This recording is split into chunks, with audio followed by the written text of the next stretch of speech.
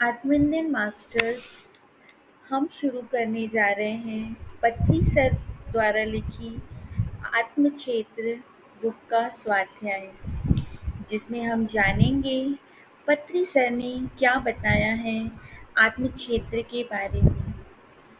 आत्मक्षेत्र अहम आत्मा गुणाकेश सर्वभूताशय स्थितः अहमादिश्च मध्यम च भूतानामंत एव च। इस श्लोक में भगवान श्री कृष्ण ने आत्म क्षेत्र के बारे में बताया है। इस श्लोक के अनुसार अर्जुन ने भगवान श्री कृष्ण से पूछा, तुम कौन हो?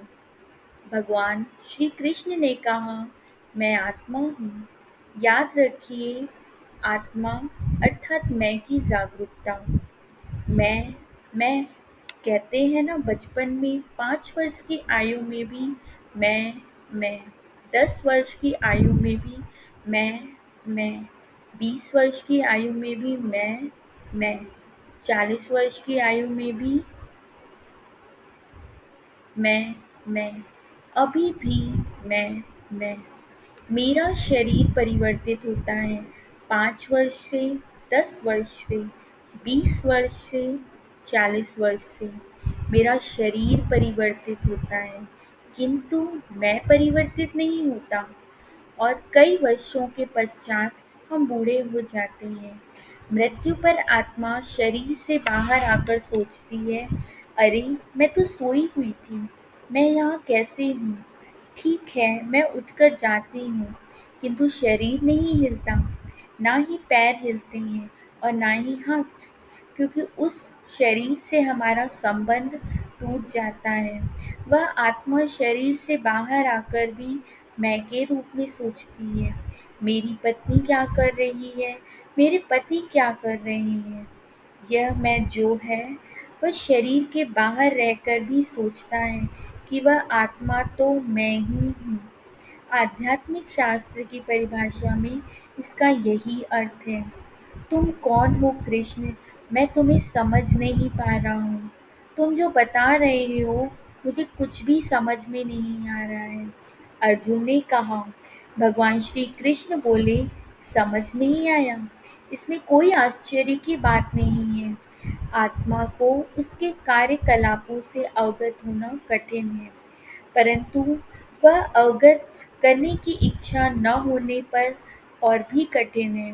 अवगत करने की इच्छा होने पर वह सुसाध्य होता है। और संगीत का क्षेत्र है क्रिकेट, जैसे संगीत का क्षेत्र है, क्रिकेट का क्षेत्र है, हॉकी का क्षेत्र है, वैसे ही हर खेल का अपना एक क्षेत्र होता है। संगीत सीखना है तो उसके लिए अपने संसार क्षेत्र से बाहर आकर संगीत क्षेत्र में आना चाहिए। मैं गृहस्थ क्षेत्र में हूँ, मेरी पत्नी एवं बच्चे हैं, मैं कैसे संगीत सीख सकता हूँ? ऐसे सोचेंगे तो आप कैसे सीखेंगे? एक क्षेत्र से दूसरे क्षेत्र में जाना है तो पहले क्षेत्र से बाहर आना ही पड़ेगा ना।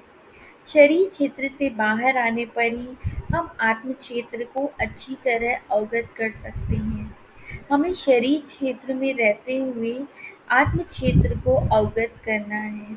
हम शरीर क्षेत्र में रहकर यह सोचते हैं कि मेरे 2 पैर हैं, 2 हाथ हैं, एक नाक और एक हृदय है, मेरा एक लिवर है, 2 फेफड़े हैं, एक पैनक्रियाज है, एक बड़ी अंतड़ी और एक छोटी अंतड़ी है, पाचन तंत्र की व्यवस्था है, सूक्ष्म नाड़ियों का तंत्र है, नसों की व्यवस्था है, 2 किडनियाँ हैं।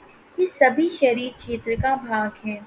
शरीर क्षेत्र से अलग होने पर ही हमें आत्म क्षेत्र अवगत होता है। केवल शरीर क्षेत्र में ही रहने से आत्म क्षेत्र बिल्कुल समझ में नहीं आता है। एक छोटे लड़के के पिता अनेक कठिनाइयों का सामना करते हुए उसका पालन पोषण करते हैं। उस लड़के को क्या पता कि मेरे पिता ने मेरे पालन पोषण के लिए कितने कष्ट उठाए। लड़का अनजान खेलता रहता है, वह चीज़ें मांगता है, मुझे चॉकलेट चाहिए, मुझे आइसक्रीम चाहिए। उस लड़के को अपने पिता की चुनौतियों के बारे में कुछ नहीं पता होता। उसे केवल चॉकलेट चाहिए होती है।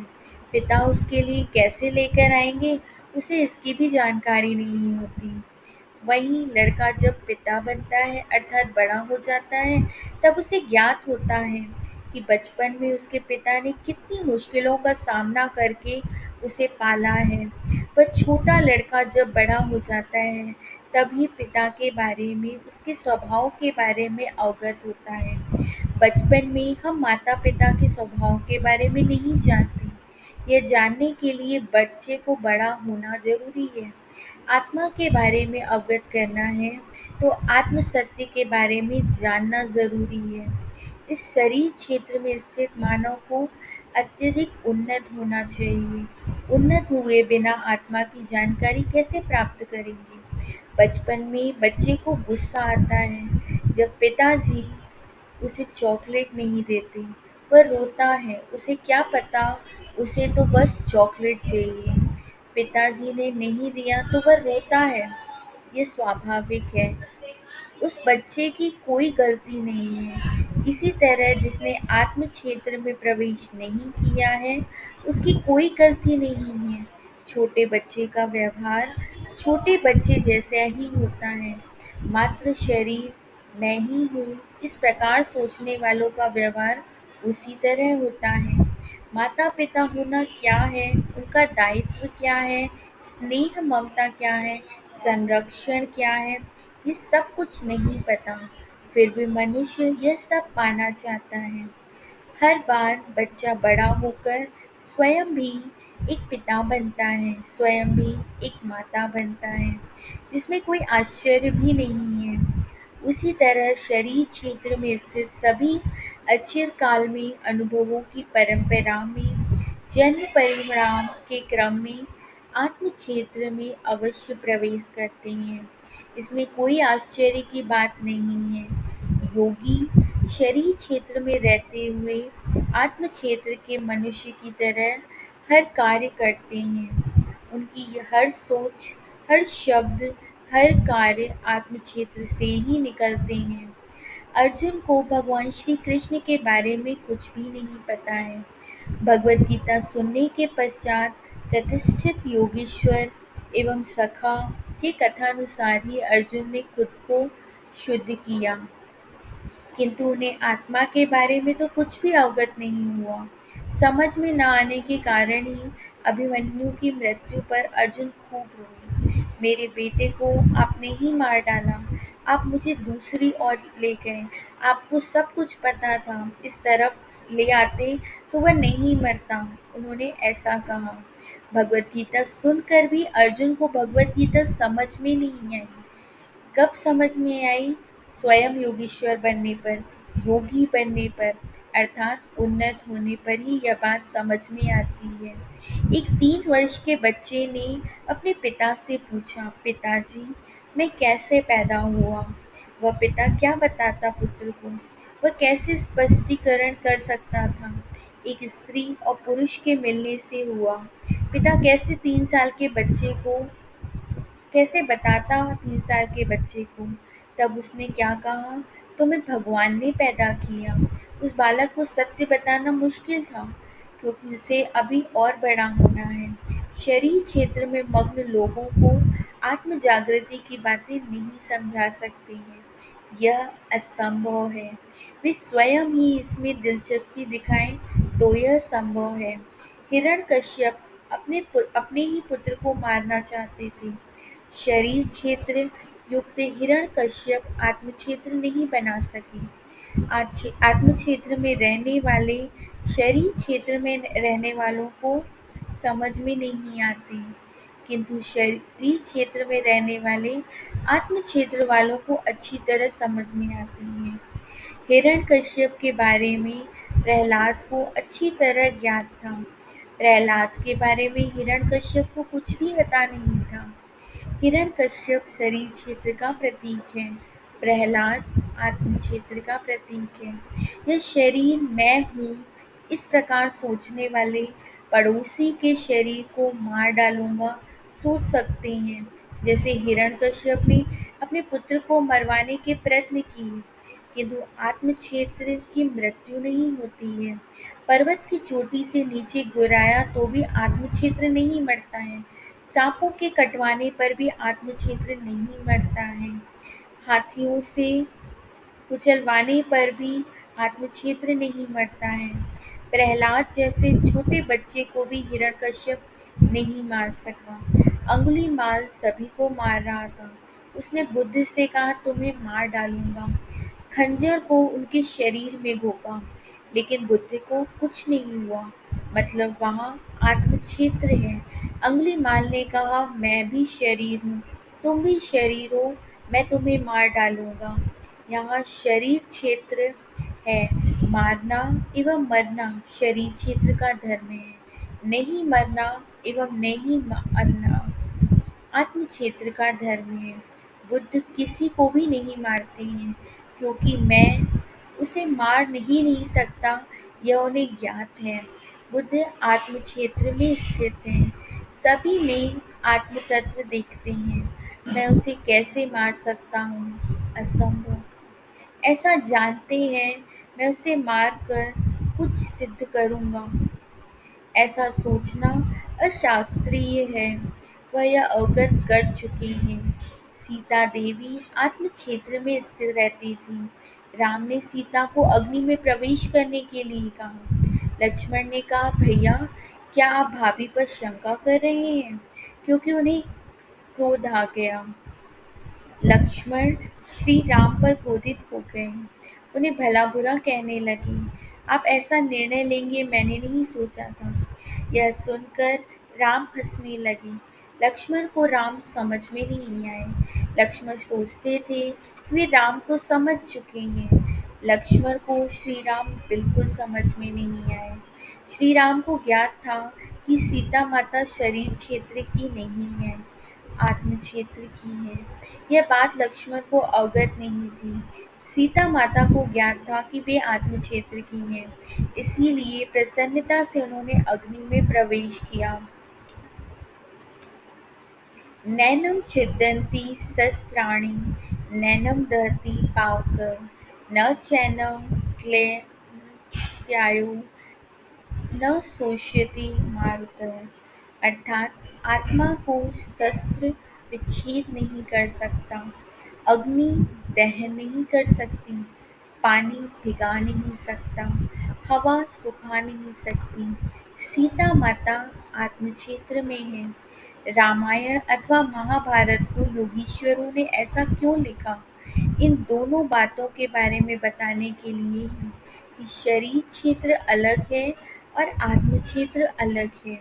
आप शरीर क्षेत्र नहीं हैं, आप आत्म क्षेत्र हैं। अर्थात सुस्पष्ट रूप से वाल्मीकि और व्यास महर्षि ने रामायण में, महाभारत में उन महान रचनाओं द्वारा उन विशेष पात्रों का सृजन करके अनेक आत्मसत्यों को बहुत ही अच्छी तरह मनोरंजन विधान से हमें बोध कराया है। उन पात्रों के माध्यम से वे क्या बताना चाहते थे कि शरीर क्षेत्र अलग है और आत्म क्षेत्र अलग है। लक्ष्मण अलग है और सीता अलग है। अंगुलीमाल अलग है, बुद्ध अलग है। गौतम बुद्ध की शरण में जाकर अंगुलीमाल भी बुद्ध बन गया। महाभारत युद्ध के पश्चात अर्जुन स्वयं ध्यान करके योगी बनकर एक परमात्मा बन गए। हर बच्चा एक बड़ा आदमी बनता है। हिरण्यकश्यप भी अगले जन्मों में ध्यान करके स्वयं योगी बन गए।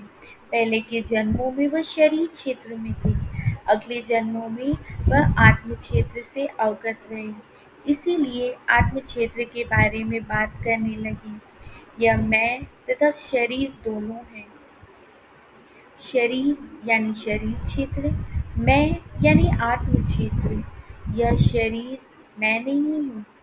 शरीर शरीर क्षेत्र है, उसमें मैं है ही नहीं। हम तो आत्म क्षेत्र हैं, आत्म क्षेत्र तो मैं ही हूँ। यह भगवान श्री कृष्ण ने अवगत कर लिया है। इसलिए श्री कृष्ण ने कहा, अहम आत्मा गुणाकीश सर्वभूताश्च स्थितः। सर्व अर्थात सकल भूत कोटि यानी प्राणी कोटि, हृदय का अर्थ आत्मस्थिति यानी सभी आत्माओं में मैं ही रहता हूँ, यहाँ रहने वालों में मैं, वहाँ रहने वालों में भी मैं ही है, सकल में मैं ही हूँ, सर्वभूता द्वारा स्थित अर्थात प्रारंभ में भी मैं हूँ, मध्य में भी मैं हूँ, अंत में भी मैं हूँ, इस काल के अंत में भी मैं हूँ, मैं सर्वत्र हूँ। हे अर्जुन, यहाँ हम शरीर में मात्र रहने वाला मैं सर्वत्र हूँ। मम आत्मा सर्वभूतात्मा अर्थात मेरी आत्मा सर्वभूतों की आत्मा है। यह हाथ 5 उँगलियों में रूपांतरित हुआ है। सभी उँगलियों को मिलाकर एक ही हाथ बनता है। इसी तरह सभी जीवों में एक ही आत्मा है, अनेक मैं नहीं हैं, एक ही मैं हूँ, मैं अर्थात गुणात्मा। उस गुणात्मा को ब्रह्मा कहते हैं। ब्रह्मा अर्थात स्वयं की विस्तृत व्याप्त शून्य होना। यह ब्रह्मा जो है वह विराट स्वरूप है, सर्वत्र में स्थित मैं, हर समय में स्थित विराजमान मैं है। अर्जुन ने भगवान श्री कृष्ण से पूछा, आप कौन हैं? उन्होंने शरीर क्षेत्र पर भी श्री कृष्ण से प्रश्न किया। अर्जुन स्वयं को शरीर क्षेत्र मानते हैं। भगवान श्री कृष्ण कहते हैं, मैं आत्म क्षेत्र हूँ। उन्होंने आत्म क्षेत्र से उत्तर दिया, अहम आत्मा गुणाकेश, सभी स्थानों में मैं हूँ, सभी कालों में मैं हूँ, यही आत्म क्षेत्र है, इससे बढ़कर कुछ भी नहीं। शरीर क्षेत्र में हिरण्यकश्यप, लक्ष्मण, अर्जुन ये सब शरीर क्षेत्र में थे। प्रहलाद, सीता, श्री कृष्ण ये सब आत्म क्षेत्र में थे। इस शरीर में रहकर आँखों से देखने वाला, मुंह से बातें करने वाला, हाथ हिलाने वाला आत्म क्षेत्र है। हाथ कैसे उठता है? क्या आपने क्या अपने आप उठता है? मैं उठा रहा हूँ क्या? हाँ, मैं इस हाथ को इधर उधर हिला रहा हूँ। इस हाथ के पीछे स्थित शक्ति ही मैं हूँ। मैं अर्थात आत्मा, इसे अवगत करना ही आत्म क्षेत्र है, इससे बढ़कर कुछ नहीं है। यह मैं जब शरीर से बाहर निकल जाता है तब यह शरीर शव कहलाता है। अभी यह शरीर शव नहीं है, यह शिव है, यह आनंददायक है। मैं जीभ से रोटी खाता हूँ, लड्डू खाता हूँ, मुझे कितना आनंद मिलता है। मैं अपनी आँखों से सूर्योदय देखता हूँ, सूर्यास्त देखता हूँ, मैं अपने कानों से अच्छा संगीत सुनता हूँ। जब मैं शरीर में रहता है तो यह शरीर शिव होता है। जब मैं शरीर से निकल जाता है तब शरीर शव हो जाता है। शरीर क्षेत्र को आनंदमय बनाने वाली आत्मा ही है। जहाँ आत्म क्षेत्र अव्यक्त होता है, वहाँ शरीर क्षेत्र में रहकर काम करने वाले हर क्षण दुख का अनुभव करते हैं। अंदर अग्नि धधकती रहती है, लेकिन बाहर सब अच्छा है, डींगे मारते हैं। बाहर से सब अच्छा है, अंदर कुछ भी अच्छा नहीं है। आत्मा क्षेत्र में रहने वाले को हर क्षण आनंद ही रहता है। शरीर क्षेत्र में रहने वाले को हर क्षण शंकाएं ही होती हैं, भय एवं चिंताएं ही रहती हैं। इसलिए हे मित्रों, सभी को आत्म क्षेत्र में प्रवेश करना चाहिए। इस तरह सभी को आत्म क्षेत्र में लाने के लिए आत्मक्षेत्र प्रयत्न करता ही रहता है। श्री कृष्ण ने संधि कराने का प्रयत्न किया। उन्हें पता था कि कौरवों में परिवर्तन नहीं होगा। वे सभी स्वयं को शरीर क्षेत्र मानते थे। वे 5 गांव भी नहीं देना चाहते थे, किंतु आत्म क्षेत्र में स्थित योद्धागण अंतिम समय तक निरंतर प्रयत्न करते ही रहते हैं। भगवान श्री कृष्ण अपने प्राणों को भी दांव पर रखकर संधि के लिए राजदूत बनकर गए। उन्होंने अपने प्राणों की परवाह क्यों नहीं की? शरीर स्वयं नहीं, आत्म क्षेत्र स्वयं है। उन्हें यह ज्ञात होने के कारण ही उन्होंने प्राणों की परवाह नहीं की। यह पात्र भी एक खेल की तरह उन्होंने खेला। प्राणों की परवाह नहीं करना एक शरीर में रहने वाले के लिए बड़ी बात है, किंतु आत्म क्षेत्र में रहने वाले व्यक्ति को प्राणों की परवाह न करने का अफसोस नहीं होता। शरीर क्षेत्र में रहकर प्राणों की परवाह न करने वाला वीर है। आत्म क्षेत्र में प्रवेश करने वाला ना ही धीर है और ना ही वीर है, वह कुछ भी नहीं है। आत्म क्षेत्र में स्थित एक योगी को प्राणों की परवाह करने का प्रश्न ही नहीं है। वह शरीर क्षेत्र में नहीं है, आत्म क्षेत्र में है। उसने यह अवगत किया हुआ है, इसलिए आत्म क्षेत्र में प्रवेश किए हुए व्यक्ति के लिए प्राणों की परवाह न करना ऐसा कुछ है ही नहीं। आज हमने दो विषयों को अवगत किया। शरीर क्षेत्र अलग है, आत्म क्षेत्र अलग है। मैं अलग, शरीर अलग। प्रहलाद अलग, हिरण्यकश्यप अलग। लक्ष्मण अलग, सीता अलग। अर्जुन शरीर क्षेत्र एवं श्री कृष्ण आत्म क्षेत्र। इन क्षेत्रों को अवगत करने वाला क्षेत्रज्ञ आत्म क्षेत्रज्ञ है। दिखाई देने वाला शरीर क्षेत्र की गहराइयों को अवगत करने वाला शरीर क्षेत्रज्ञ है। आत्म क्षेत्र को ईसा मसीह और मोहम्मद ने अवगत किया है। मोहम्मद के बारे में कुछ भी जानकारी प्राप्त करेंगे, एक बार वे कुछ जानकारी प्राप्त करेंगे। एक बार वे एक नास्तिक से युद्ध कर रहे थे। मोहम्मद आत्म क्षेत्र में थे, वह नास्तिक शरीर क्षेत्र में था। दोनों युद्ध कर रहे थे। मोहम्मद के हाथ से तलवार छूटकर नीचे गिर पड़ी। तब नास्तिक ने अपनी तलवार को मोहम्मद के गले पर रखकर कहा, तुम्हारा अल्लाह कहाँ है? उस समय मोहम्मद ने उसकी आंखों में सीधी दृष्टि डाली और कहा, मेरा अल्लाह है, वह मेरी रक्षा करेंगे। ऐसे समय में भी मोहम्मद की निडर आंखों को देखकर नास्तिक भयभीत हो गया।